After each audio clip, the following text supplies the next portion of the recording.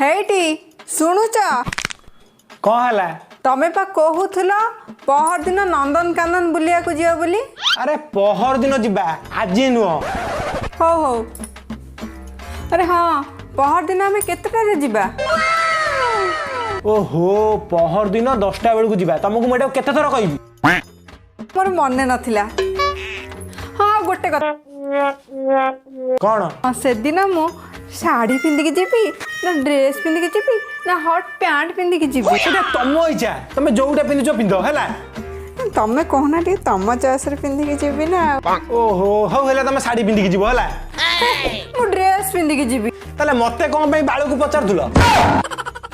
हाँ हाँ एटा गोटे लास्ट कथा आमे सतरे पहर दिन बुलिवा को जीवा कहबी कहू ना। चल आ गोटे कथा